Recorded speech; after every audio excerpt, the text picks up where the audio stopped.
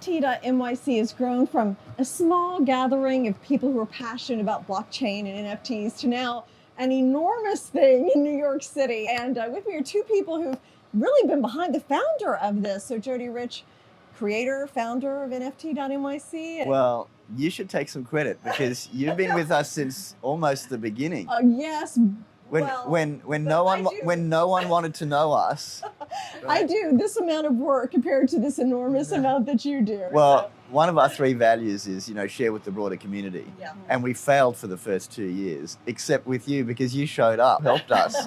We did some interviews last year too, which I think hopefully helped. 2020. So, yeah, and Quinn Button, what's your title with?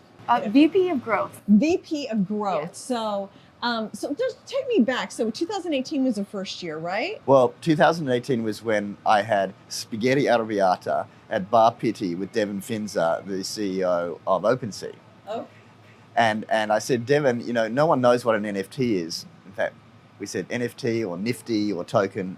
We didn't really know what to call it. Non-fungible token. Something. Well, what is a non-something? And so we said, maybe we should have a conference to share our knowledge with people. So that was the first year in February 2019. And we actually had more speakers and attendees at one point. And what's interesting is almost everyone who came to the first as a speaker has now created enormous value in this space. Yeah. Oh, that's so interesting. Yeah. And you'll see them again in 2022. Well, I was there last year, as you know, and it was such a fun event. I mean, it's just got a great vibe. It's a festival. It's a festival. There's tons of creative people there that are interested in this new and emerging technology. There's ideas. I love this kind of open source philosophy that you have. But it's also about New York, Jane. Yes. We have deeply integrated New York into the whole experience. Yeah. Times Square. And New York has so many different personalities. Money, art, fashion, collectibles, billboards, which we love the billboards. Mm-hmm. This is the best city in the world. Well, the Times Square is all filled with NFTs that people have created. So it's such a fun kind of way and everything. So Quinn, tell me about your role in this and how you've seen it and what can people expect that are going this year? Yeah, so excited for this year. For me and my role, it's really working with the team and just growing it. It's an amazing event that's even just since November of last year, it's really grown a lot. We're expecting actually 12 to 15,000 attendees this year, which last year we had about 5,500. Okay. So it's grown quite Three a bit. times. It's about three times, yeah. And there was a wait list. One of the fun jobs that Quinn has is that she manages the programming team. Mm-hmm. And so, and with help from myself and others, we had 3,500 speaker applications this year. Yeah. And the amazing thing was 90% of them were really high quality. Uh-huh. And we felt so bad when we had to say no to some people. Yeah. So we've invited people to register for London. There's going to be a London event in November. And we've actually thought of doing something as an experiment this year. We're running an unconference for the people who we couldn't actually put on stage. We couldn't book on stage. And so... How does that work? Hopefully there won't be 2,000 people trying to be at the unconference, but there will be 2-hour sessions on 2 stages where anyone with a story and thought leadership can get up on stage for 10 minutes and tell the unconference audience about their project. No deck, impromptu, like an open mic. Yeah. Okay. Yeah, it really underscores our core value, right, of really wanting to put as many people on stage as possible to give the community a voice. And that's really why we have the format that we have, which we've accepted 1,500 speakers this year out of the 3,500 that applied. And so this great idea for the unconference is really underscoring that value. It's sort of wild and crazy. Yeah, it's going to be fun. Most people run events and they go, okay, which celebrities should we put on stage because that will sell tickets? We've gone completely the opposite. Right. We've said, we would love you for your thought leadership. And I think you're going to be an MC, aren't you? You're going to be one of our MCs. Yeah, so that's fantastic. You have been deeply committed to this space. You understand the space.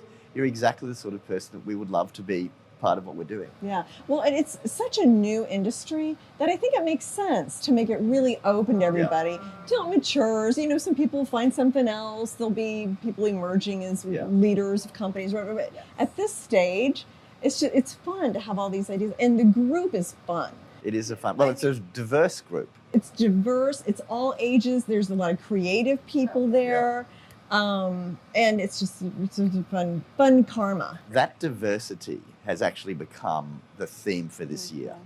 Last year it was the world has woken up. The first year it was what's possible. The second year was, this is what's happening. This year it's about the diversity. If you now bump into someone on the street and you say, what's an NFT? Most people relate it to art or collectibles. Well, there are 12 different NFT tracks now around diversity.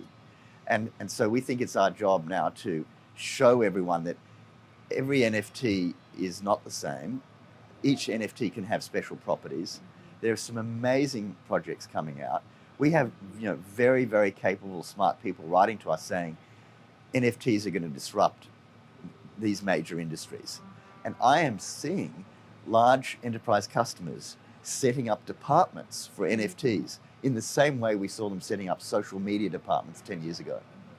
Well, and I see a lot. Every day there's something in the news. Nike has an NFT, or, it's just this celebrity released an NFT. I mean, it's really become mainstream to an extent. Ticketing has become big. Michael Rapino, the CEO of Live Nation and Ticketmaster, in two of his earnings reports, he specifically mentioned their NFT strategy. That is huge. No, it's really matured quickly. So give me some of the numbers. So you've got 1,500 speakers. You have how many attendees? 15,000, and we are well on track to making that. And so we're really looking forward to taking over Times Square. And of course, in addition to Times Square, we're also going to be over at Radio City Music Hall as well. Now that's the scary bit, because we're at about 12,000 now. Last year, in the last 3 weeks, we sold 50% again. I don't think that's going to happen this year. In fact, I don't think we should get to more than 15,000. So VIP tickets are going to sell out this week for the late tickets. And then there'll be a few more GA tickets that we sell. But what's scary is we've taken Radio City for the first time. That's 6,000 seats. And what I'm wondering at the moment is, as the event grows, should we be provisioning bigger and bigger halls? Or should we be going, okay, this is really about 12 diverse categories, 12 stages of 1,000-ish. And so they're decisions that we're having to make. I don't want to end up at Javits. I want to stay in New York. Madison Square Garden or something. Or MSG, and a friend recently took over a big stadium.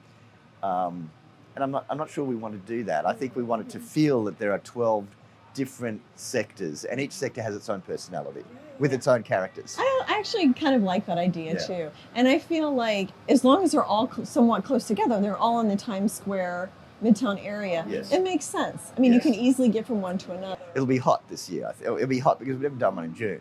Right, okay. So I said to Tony, who works on our team, I said, Tony, make sure you serve everyone ice cream from the Ben & Jerry's on Times Square.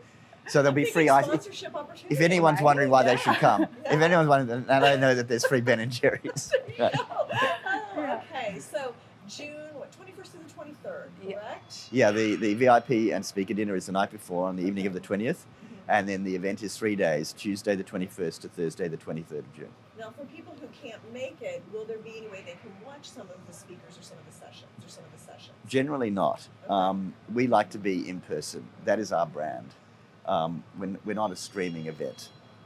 Please come to New York. On YouTube later, no? On YouTube later, On YouTube later. So yes. They could watch like a week later or something. And as we load them up, yes. Yeah. But we want people to come and meet each other. Of course. Yeah.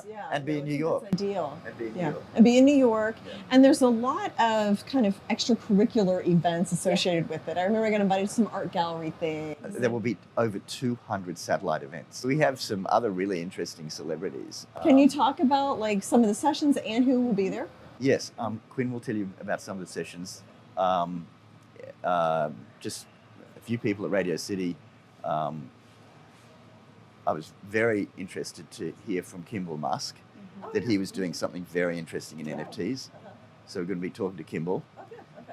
Who else will be at Radio City? He'll be having a little surprise for the NFT.NYC attendees too. So I'm really looking forward to seeing Kimball I didn't know there. that. Yeah. Surprise for me too. Yeah, surprise for you as well. Yes. Everybody gets to wear cowboy hats? Every time they should. Oh, that's a great idea. I agree. Every time I see him, he's in a cowboy hat too. Yes, he's fantastic. Kimball, please give Jane a cowboy hat.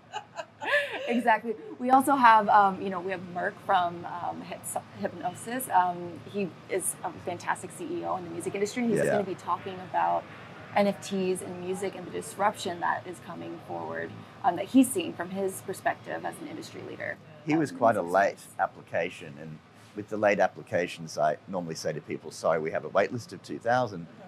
Anyway, we got on the phone with Merck, and he just totally knocked me over in the way he's thought through NFTs, how it will disrupt the music industry. And I'm very excited to be doing a fireside talk with him at Radio City. Oh, that's Yeah, and that's the nice thing is we're really wanting to highlight the builders, the people who are the thought leaders in this space, really. You know, it's not about the celebrity status, it's about how thoughtfully you've really thought about this technology, where it's going, how it might impact different industries. And so a lot of the tracks that we have this year are, I mean, it is diverse. We have music, we have film, we have sports as well. We have actually 2 race car drivers who will be speaking on Radio City Music Hall stage as well. One is a former Formula One F1 driver, and then Julia Lauder, who is a fantastic female race car driver as well. And just really talking about how NFTs might disrupt fandom, right? The connection between the leagues, the teams, and the athletes, and how NFTs might shape and disrupt how fans interact and really get engaged. Oh, I mean, I think it sounds great. So. It's way beyond just this collectible thing. When Gary and I talked last year, we talked about collectible and trading. And of course, here we are in the New York Stock Exchange. Right. And I said to you on the way, you know, one day these screens will be showing NFTs. But our event is way beyond just collectibles and trading NFTs. It's about how NFTs are going to do really useful things. And one of my mentors in this space is a gentleman called Jae-Hun Chu. Jae-Hun actually ran a conference called Nifty in July 2018 in Hong Kong. And he inspired Cameron and I to register the domain name NFT.NYC and to found the conference. And Jae-Hun is coming from Hong Kong, and he and I are going to talk about compositing NFTs dynamically so that the NFT actually changes shape as things happen to it. And that is super interesting because it doesn't need to be static.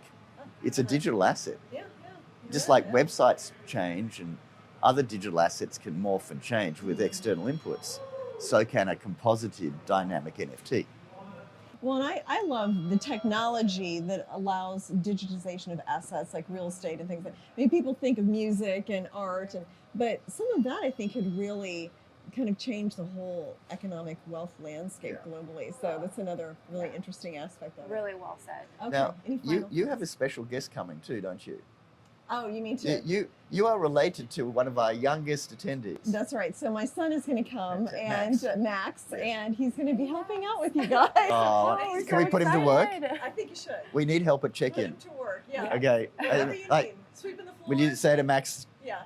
I can tell him what to do? Yes. Max, there's a crowd of 1,000 people trying to register. You have to be quicker, Max. Can I do that? I think he's going to have a great time there and learn so much from you guys. So, any final thoughts or anything you want people to know who are thinking about coming or want to come? I think we're all good. It'll be wonderful to have you. Yes, Look forward to meeting you. Lots of hugs, and we'll see you on the 21st of June. Can't wait. It's going to be Thank great. you. Thanks, So much. Gene. Yeah.